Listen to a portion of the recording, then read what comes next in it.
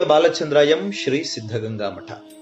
ಆತ್ಮೀಯರೇ, 10ನೇ class fail ಆಗಿದ್ದೊಬ್ಬ ಹುಡುಗ 24 ವರ್ಷಗಳ ಕಾಲ ಕ್ರಿಕೆಟ್ ಸಾಮ್ರಾಜ್ಯದ ಚಕ್ರವರ್ತಿಯಾದ ಸಚಿನ್ ತೆಂಡೂಲ್ಕರ್ ಅಂತ ಎಲ್ರಿಗೂ ಹೇಳ್ತಿರ್ತೀವಿ. ಪೆಟ್ರೋಲ್ ಬಂಕ್ ನಲ್ಲಿ ಕೆಲಸ ಮಾಡ್ತಿದ್ದೊಬ್ಬ ಹುಡುಗ ಕೋಟ್ಯಾಧಿಪತಿಯಾದ ಅಂಬಾನಿ ಅಂತ ಹೇಳ್ತಿರ್ತೀವಿ. ಆದ್ರೆ ಕ್ಲಾಸ್ ರೂಮ್ ನ ಹೊರಗಡೆ ಗೋಣಿ ಚೀಲದ ಮೇಲೆ ಕುಳಿತುಕೊಂಡು ಓದಿದ ಒಬ್ಬ ಬಡ ದಲಿತ ಹುಡುಗ ಈ ದೇಶದ ಮಹಾನ್ ಭಾಗ್ಯ ವಿಧಾತ, ಆಧುನಿಕ ಭಾರತದ ನಿರ್ಮಾತೃ, ಪ್ರಪಂಚದ ಜ್ಞಾನದ ಸಂಕೇತ ಹಾಗೂ ಇಡೀ ವಿಶ್ವಕ್ಕೆ ಮಾದರಿಯಾದ ವ್ಯಕ್ತಿಯಾದ್ರು ಅಂತ ಡಾಕ್ಟರ್ BR ಅಂಬೇಡ್ಕರ್ ಬಗ್ಗೆ ನಾವು ಹೆಚ್ಚು ಯಾರಿಗೂ ಹೇಳೋದೇ ಇಲ್ಲ. ನಮ್ಮ ದೇಶದಲ್ಲಿ ಎಷ್ಟೋ ಜನಕ್ಕೆ ಯೋಗ್ಯತೆ ಹಾಗೂ ಅರ್ಹತೆಗಳಿಲ್ಲದೆ ಇದ್ರೂ ಅವರಿಗೆ ಭಾರತ ರತ್ನ ಪ್ರಶಸ್ತಿಯನ್ನ ಡಾಕ್ಟರ್ BR ಅಂಬೇಡ್ಕರ್ ಅವರಿಗಿಂತ ಮೊದಲೇ ಕೊಟ್ವಿ. ಆತ್ಮೀಯರೇ, ನಾವು ಭಾರತ ರತ್ನ ಪ್ರಶಸ್ತಿಯನ್ನ ಡಾಕ್ಟರ್ BR ಅಂಬೇಡ್ಕರ್ರಿಗೆ ಅವರು ಸತ್ತ ಎಷ್ಟೋ ವರ್ಷಗಳ ನಂತರ ತುಂಬಾ ಲೇಟ್ ಆಗಿ ಕೊಟ್ಟು ಅವರಿಗೆ ಅವಮಾನ ಮಾಡ್ತೀವಿ. ಆದ್ರೆ ಅವರ ಮಹಿಮೆಯನ್ನ ನಮಗಿಂತ ಮೊದಲೇ ಗುರುತಿಸಿದ್ದು ಅಮೆರಿಕ ದೇಶ. ಅಮೆರಿಕ ದೇಶದಿಂದ ವಿಶ್ವರತ್ನ ಅನ್ನೋ ಪ್ರಶಸ್ತಿಯನ್ನ ಹಾಗೂ ಗೌರವವನ್ನ ಪಡೆದ ಜಗತ್ತಿನ ಏಕೈಕ ವ್ಯಕ್ತಿ ಡಾಕ್ಟರ್ BR ಅಂಬೇಡ್ಕರ್. ಆತ್ಮೀಯರೇ, ಬಹುಶಃ ಈ ಪ್ರಪಂಚದಲ್ಲಿ ಅತಿ ಹೆಚ್ಚು ಓದಿರುವ ವ್ಯಕ್ತಿಗಳಲ್ಲಿ ಡಾಕ್ಟರ್ BR ಅಂಬೇಡ್ಕರ್ ಸಹ ಒಬ್ರು.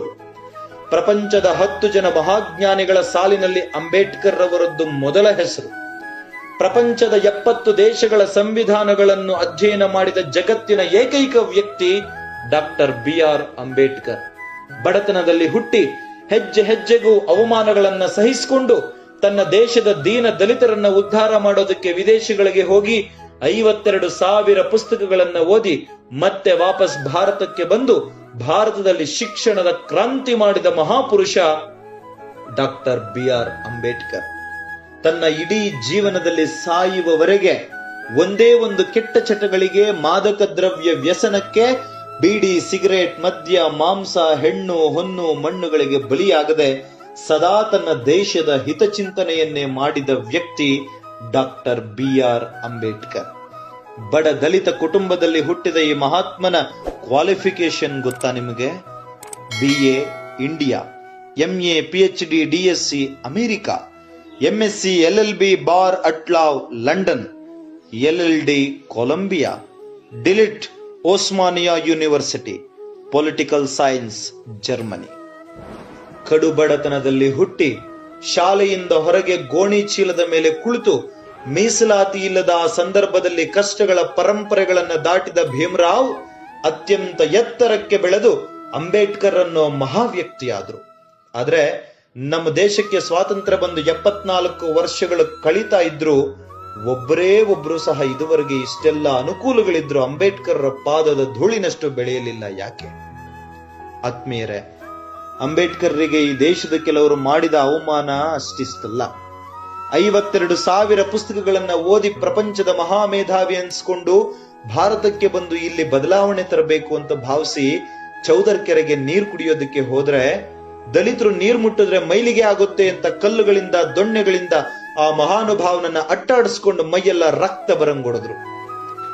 ಮುಂಬೈನ ಸರ್ಕಾರಿ ಕಾನೂನು ಕಾಲೇಜಿನಲ್ಲಿ ಪ್ರೊಫೆಸರ್ ಆಗಿದ್ದಾಗ ಸ್ಟಾಫ್ ರೂಮ್ ನಲ್ಲಿದ್ದ ಮಡಿಕೆನಲ್ಲಿ ನೀರು ಕುಡಿದಿದ್ದಕ್ಕೆ ಅಲ್ಲಿನ ಪ್ರೊಫೆಸರ್ ಒಬ್ರು ಅವರು ಮುಟ್ಟಿದ ಆ ಮಡಿಕೆಯನ್ನೇ ಮೇಲಿಂದ ಕೆಳಗೆ ಬಿಸಾಕಿ ಒಡೆದು ಹಾಕಿದ್ರು. ಅವರು ಸಿಗ್ನೇಚರ್ ಹಾಕಿದ ನಂತರ ಅಟೆಂಡೆನ್ಸ್ ಪುಸ್ತಕಕ್ಕೆ ತುಳಸಿ ದಳಗಳಿಂದ ಗಂಗಾಜಲವನ್ನ ಪ್ರೋಕ್ಷಣೆ ಮಾಡಿದ್ರು.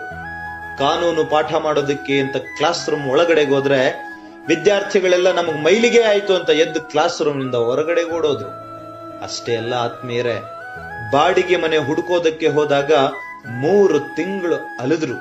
ದಲಿತ ಅನ್ನೋ ಕಾರಣಕ್ಕಾಗಿ ಯಾರೂ ಮನೆ ಬಾಡಿಗೆಗೆ ಕೊಡ್ಲೇ ಇಲ್ಲ ಅವ್ರಿಗೆ. 3 ತಿಂಗಳ ನಂತರ ಎಲ್ಲೋ ಒಂದು ಕಡೆ ಮನೆ ಬಾಡಿಗೆಗೆ ಸಿಕ್ತು. ಒಂದಿನ ಕಾಲೇಜಿಂದ ವಾಪಸ್ ಮನೆಗೆ ಹೋಗ್ಬೇಕಾದ್ರೆ ಜೋರಾಗಿ ಮಳೆ ಬರ್ತಾ ಇತ್ತು. ಮಳೆಯಲ್ಲಿ ನೆನ್ಕೊಂಡು ಮನೆಗೆ ಬಂದು ನೋಡಿದ್ರೆ ಅಕ್ಕಪಕ್ಕದವರಿಗೆ ಅವರು ದಲಿತರು ಅಂತ ಗೊತ್ತಾಗಿ ಮನೆ ಒಳಗಿದ್ದ ಅವರ ಬಟ್ಟೆ ಹಾಗೂ ಪುಸ್ತಕಗಳನ್ನ ಆಚೆಗೆಸ್ದು ಮನೆಗೆ ಬೆಂಕಿ ಹಚ್ಚಿಬಿಟ್ಟಿದ್ರು. ಅಲ್ಲಿಗೆ ಬಂದು ಅದನ್ನೆಲ್ಲ ನೋಡಿದ ಅಂಬೇಡ್ಕರ್ ಅಲ್ಲಿದ್ದವರ ಕಾಲುಗಳನ್ನ ಹಿಡ್ಕೊಂಡು ಕೇಳ್ತಾರೆ, ನನಗ್ ಸ್ವಲ್ಪ ಸಮಯ ಕೊಡಿ, ನನಗ್ ಸ್ವಲ್ಪ ಟೈಮ್ ಕೊಡಿ, ಮಳೆ ಬರ್ತಾ ಇದೆ, ಪುಸ್ತಕಗಳು ನೆಂದು ಹೋಗ್ತವೆ, ಮಳೆ ನಿಂತ ಮೇಲೆ ನಾನೇ ಹೊರಟು ಹೋಗ್ತೀನಿ ಅಂತ ಹೇಳಿದ್ರು. ಕೇಳದೆ ಅವರನ್ನ ಕತ್ತಿಡದ ಆಚೆಗೆ ದಬ್ಬಿದ್ರು. ತಮ್ಮ ಮೈ ಮೇಲಿನ ಕೋಟನ್ನ ಬಿಚ್ಚಿ ಮಳೆಯಲ್ಲಿ ನೆನೀತಿದ್ದ ಪುಸ್ತಕಗಳ ಮೇಲೆ ಹೊದಿಸಿ ಪುಸ್ತಕಗಳನ್ನ ತಬ್ಬುಕೊಂಡವತ್ ರಾತ್ರಿ ಇಡೀ ಕಣ್ಣೀರಿಟ್ರು ಭಾರತದ ಭಾಗ್ಯವಿದಾತ ಡಾಕ್ಟರ್ BR ಅಂಬೇಡ್ಕರ್. ಸ್ನೇಹಿತರೆ, ಅಂಬೇಡ್ಕರ್ ಅವರನ್ನ ನಾನು ಮಹಾತ್ಮ ಅಂತ ಯಾಕೆ ಕರಿತೀನಿ ಗೊತ್ತಾ? ಅವರ ವ್ಯಕ್ತಿತ್ವ, ಅವರ ಹೃದಯ ವೈಶಾಲ್ಯತೆ, ಅವರ ದೇಶ ಪ್ರೇಮ ಎಂಥದ್ದಿತ್ತು ಗೊತ್ತಾ? ಯಾವ ದೇಶದ ಅರ್ಧದಷ್ಟು ಜನ ತನ್ನನ್ನ ನಾಯಿಗಿಂತಲೂ ಕಡೆಯಾಗಿ ನೀಚವಾಗಿ ಕಂಡ್ರೋ, ಕೊಡಬಾರದ ಚಿತ್ರಹಿಂಸೆ ಕೊಟ್ರೋ, ಅದೇ ದೇಶಕ್ಕೆ, ಅದೇ ದೇಶದ ಮುಂದಿನ ಪೀಳಿಗೆಯ ಲಕ್ಷಾಂತರ ವರ್ಷಗಳ ಭವ್ಯ ಭವಿಷ್ಯಕ್ಕೆ ಹಗಲು ರಾತ್ರಿ ಕಷ್ಟಪಟ್ಟು 2 ವರ್ಷ 11 ತಿಂಗಳು 15 ದಿನಗಳ ಕಠಿಣ ಪರಿಶ್ರಮದಿಂದ ಭಾರತ ದೇಶಕ್ಕೆ ಸಂವಿಧಾನವನ್ನ ರಚಿಸಿಕೊಟ್ರು. 2 ವರ್ಷ 11 ತಿಂಗಳು 15 ದಿನಗಳ ಕಾಲ ಕಠಿಣ ಪರಿಶ್ರಮದಿಂದ ಭಾರತ ದೇಶಕ್ಕೆ ಸಂವಿಧಾನವನ್ನು ರಚಿಸಿಕೊಟ್ರು. ಅದು ಅಂತಿಂತ ಸಂವಿಧಾನವಲ್ಲ, ಪ್ರಪಂಚದ ಅತಿ ದೊಡ್ಡ ಸಂವಿಧಾನವನ್ನ ರಚಿಸಿಕೊಟ್ರು. That is doctor Baba Saheb Ambedkar. ಬದುಕಿದ್ದಾಗ ಕೊಡಬಾರದ ಹಿಂಸೆಯನ್ನು ಕೊಟ್ಟು ಸತ್ ಮೇಲೆ ಬೀದಿ ಬೀದಿಗಳಲ್ಲಿ, ರಸ್ತೆಗಳಲ್ಲಿ ಅವರ ಸ್ಟ್ಯಾಚ್ಯುಗಳನ್ನ, ವಿಗ್ರಹಗಳನ್ನ ಸ್ಥಾಪಿಸಿ ಪೂಜಿಸ್ತಾ ಇದ್ದೇವೆ. ಕಚೇರಿಗಳಲ್ಲಿ ಫೋಟೋ ಇಟ್ಕೊಂಡು ಪೂಜೆ ಮಾಡ್ತಾ ಇದ್ದೇವೆ. ನಾಚಿಕೆಯಾಗಬೇಕು ನಮಗೆ. ಆತ್ಮೀಯರೇ, ಅಂಬೇಡ್ಕರ್ ಋಣವನ್ನ ಈ ದೇಶ ಯಾವತ್ತಿಗೂ ತೀರಿಸೋದಕ್ಕೆ ಸಾಧ್ಯನೇ ಇಲ್ಲ. ಈ ದೇಶಕ್ಕೆ ಅವರ ಕೊಡುಗೆ ಅಪಾರ. ಅವರನ್ನ ಕೇವಲ ಒಂದು ಜಾತಿಗೆ ಸೀಮಿತಗೊಳಿಸದೆ ಆ ಮಹಾತ್ಮನನ್ನ ಇನ್ನಾದ್ರೂ ತಿಳ್ಕೊಳ್ಳೋದಕ್ಕೆ, ಅರ್ಥ ಮಾಡ್ಕೊಳ್ಳೋದಕ್ಕೆ, ಓದೋದಕ್ಕೆ ಪ್ರಯತ್ನಿಸಬೇಕು. ಡಾಕ್ಟರ್ ಬಾಬಾ ಸಾಹೇಬ್ ಅಂಬೇಡ್ಕರರೇ, ದಯವಿಟ್ಟು ನಮ್ಮನ್ನ ಕ್ಷಮಿಸಿಬಿಡಿ ಪ್ಲೀಸ್. ನನ್ನ ದೇಶದ ಕೆಲವರು ಆಗ ನಿಮಗೆ ಕೊಟ್ಟ ಹಿಂಸೆ, ನೋವುಗಳನ್ನ ಲೆಕ್ಕಿಸದೆ ಈ ದೇಶಕ್ಕೆ ನೀವು ಅಪಾರವಾದ ಕೊಡುಗೆಯನ್ನು ಕೊಟ್ಟಿದ್ದೀರಿ. ನಿಮಗೆ ನೀವೇ ಸರಿಸಾಟಿ. ಅಂದು ನನ್ನ ದೇಶದ ಕೆಲವು ಜನ ನಿಮಗೆ ಕೊಟ್ಟ ಹಿಂಸೆ, ನೋವು, ತೊಂದರೆಗಳಿಗೆ ಇವತ್ತು ನಾನು ಇಡೀ ದೇಶದ ಪರವಾಗಿ ನಿಮ್ಮಲ್ಲಿ ಕ್ಷಮೆ ಯಾಚಿಸ್ತಾ ಇದ್ದೇನೆ, ಸಾರಿ ಕೇಳ್ತಾ ಇದ್ದೇನೆ. ಪ್ಲೀಸ್ ನಮ್ಮನ್ನ ಕ್ಷಮಿಸಿಬಿಡಿ. ಪ್ಲೀಸ್ ನಮ್ಮನ್ನ ಕ್ಷಮಿಸಿಬಿಡಿ. ಪ್ಲೀಸ್ ನಮ್ಮನ್ನ ಕ್ಷಮಿಸಿಬಿಡಿ.